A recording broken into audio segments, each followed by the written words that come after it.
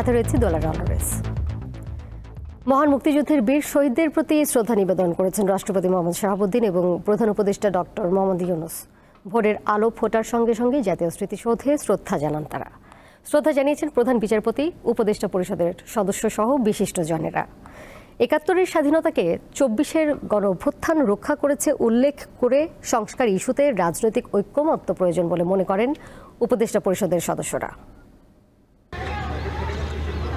মহান মুক্তিযুদ্ধে বীর শহীদদের শ্রদ্ধাভরে স্মরণে প্রস্তুত জাতীয় শহীদ মিনার। ভোরের আলো ফোটার সঙ্গে সঙ্গে স্মৃতিসৌধ প্রাঙ্গণে যান রাষ্ট্রপতি মোহাম্মদ শাহাবুদ্দিন। তাকে স্বাগত জানান তিন বাহিনীর প্রধানরা। পরে স্মৃতিসৌধে পুষ্পাঞ্জলি অর্পণ করেন রাষ্ট্রপতি। এ সময় তিন বাহিনীর একটি চৌকস দল সশস্ত্র সালাম জানায়। বিউগলে বেজে ওঠে করুণ সুর।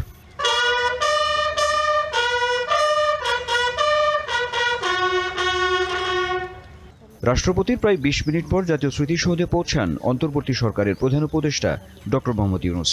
তিন বাহিনী প্রধান ছাড়াও উপদেষ্টা পরিষদের সদস্যরা তাকে স্বাগত জানান। পরে স্মৃতির মিনারে বীর শহীদদের প্রতি ফুলেল শ্রদ্ধা নিবেদন করেন তিনি।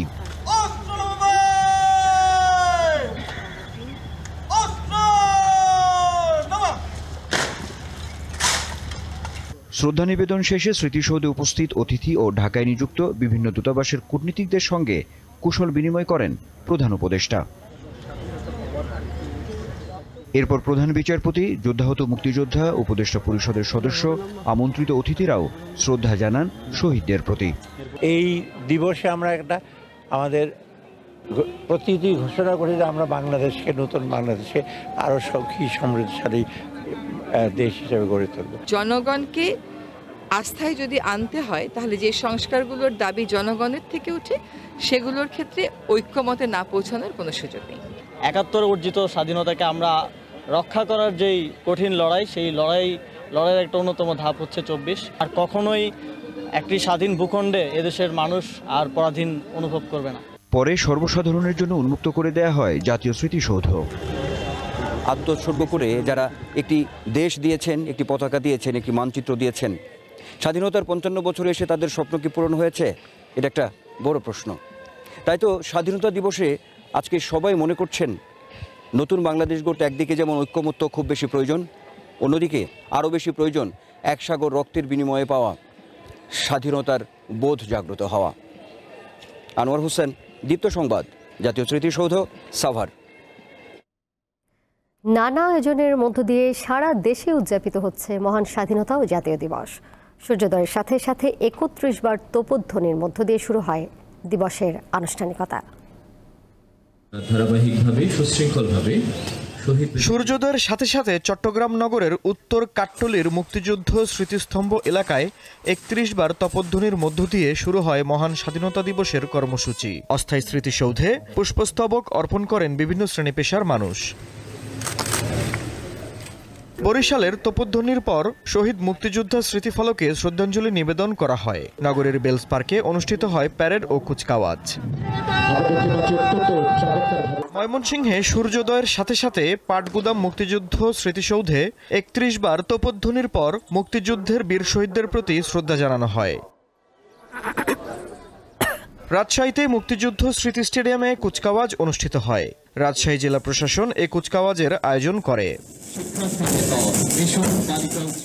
আফরিদ হাসান, দীপ্ত বার্তা কক্ষ।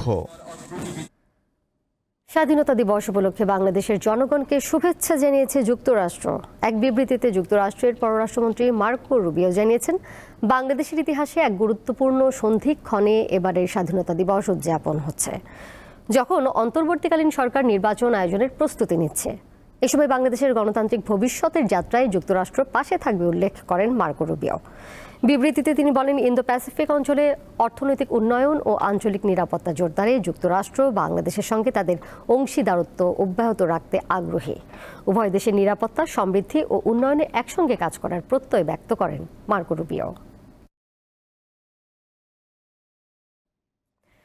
৪ দিনের রাষ্ট্রীয় সফরে চীনের উদ্দেশ্যে রওনা হয়েছেন অন্তর্বর্তী সরকারের প্রধান উপদেষ্টা ডক্টর মোহাম্মদ ইউনূস। বুধবার দুপুর ১টার দিকে চীনের বিশেষ একটি ফ্লাইটে হজরত শাহজালাল আন্তর্জাতিক বিমানবন্দর ত্যাগ করেন তিনি। প্রধান উপদেষ্টার এই সফরে চীনের সঙ্গে সামরিক সহযোগিতা নিয়ে আলোচনার সম্ভাবনা রয়েছে। সফরসূচি অনুযায়ী বৃহস্পতিবার বোয়াও সম্মেলনের প্ল্যানারি সেশনে বক্তব্য রাখবেন প্রধান উপদেষ্টা।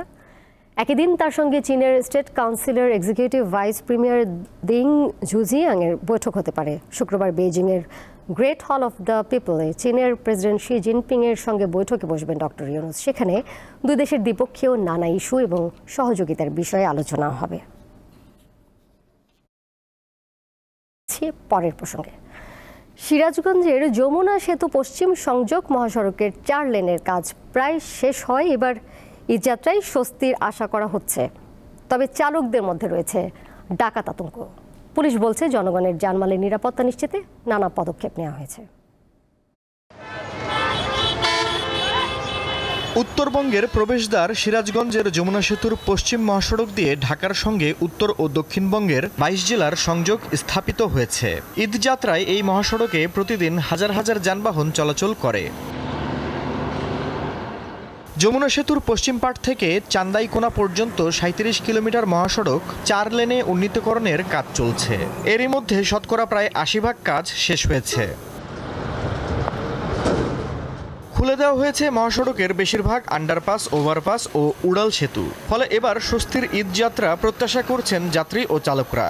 মহাসড়কে এবার জাম সৃষ্টি হবে না, হাইরোডে ইনশাআল্লাহ ক্লিয়ার আছে। আমি আশা করি যে এই ঈদে আমাদের ঈদযাত্রা অনেক ভালো হবে। তবে মহাসড়কে ডাকাত ও ছিনতাইকারীদের ব্যাপারে আতঙ্কিত বিভিন্ন যানবাহনের চালক ও যাত্রীরা। সামনে ঈদ, অনেক জায়গায় তো ডাকাতি মাকাতি হইতেছে হয়, এদিকে যেন আমাদের রাস্তা ডাকাতি না হয়। যাত্রীরা আসতে গেলে বাস, ট্রাক এগুলো ঠেকাবাদের কাছ থেকে মনে করেন যে অনেক হাতিয়ার, অস্ত্রপাতি এগুলো দেখায় ওদের টাকা পয়সা সব কেড়ে নেয়।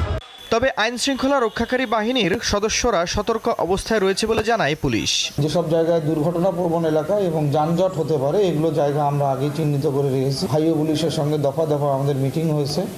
আমরা আশা করতেছি যে বরাবরের চাইতে এবার একটা স্বস্তির ঈদ উপহার দিতে পারবো। সেতুর পশ্চিমের 37 কিলোমিটার মহাসড়কের 13টি আন্ডারপাসের 11টি খুলে দেওয়া হয়েছে বলে জানান এই কর্মকর্তা। যমুনা ব্রিজের পূর্ব পশ্চিম প্রান্ত থেকে একেবারে চান্দাইকোনা পর্যন্ত এখানে আমাদের মোটামুটি 4 লেনের সুবিধা সবাই পাচ্ছে। তো এবার ঈদে কোনো জ্যাম হবে না আমরা আশা রাখছি।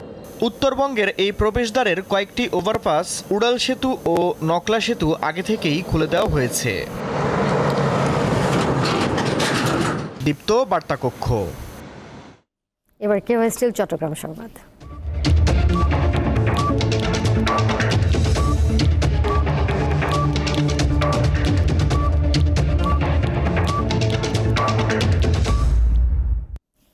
চট্টগ্রামে পরীক্ষামূলকভাবে মশার লার্ভা ধ্বংসকারী বিটিআই লার্ভিসাইড প্রয়োগ কার্যক্রম শুরু হয়েছে। বুধবার নগরীর বাকলী এলাকায় এই কার্যক্রম উদ্বোধন করেন Chattogram city mayor doctor Sadat Hossain.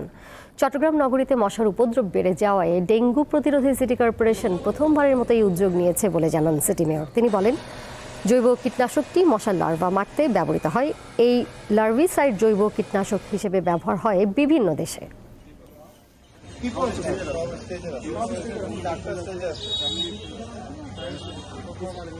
জানিয়ে দিব খেলার খবর। ভারতের সাথে গোলশূন্য ড্র করার পর শিলং থেকে ঢাকার পথে রওনা হয়েছে বাংলাদেশ জাতীয় ফুটবল দল। এফসি এশিয়ান কাপ কোয়ালিফায়ারের ম্যাচে মঙ্গলবার স্বাগতিক ভারতের সাথে গোলশূন্য ড্র করে বাংলাদেশ। একের পর এক সুযোগ নষ্টের মহড়ায় ভারতকে হারানো হয়নি তাদের। তারপরও 1 পয়েন্টের তৃপ্তি নিয়ে দেশের পথে সকালে ভারত ছেড়েছে জামাল ভুঁইয়া, তপু বর্মনরা। শিলং থেকে সড়ক পথে গুয়াহাটি গিয়ে সেখান থেকে বিমানে কলকাতা হয়ে ঢাকায় পৌঁছাবে দল। আন্তর্জাতিক বিরতি চলতে থাকায় দলের সাথেই দেশে আসছেন হামজা চৌধুরী। এই ছিল এখনকার মতো। পরের সংবাদ নিয়ে ফিরবো বিকাল 3টায়। দেখার আমন্ত্রণ রইল। এছাড়াও আরও তথ্য এবং বিনোদনের আরও খবরাখবর জানতে যুক্ত থাকুন দীপ্তর ডিজিটাল প্ল্যাটফর্মে। সবাইকে ধন্যবাদ।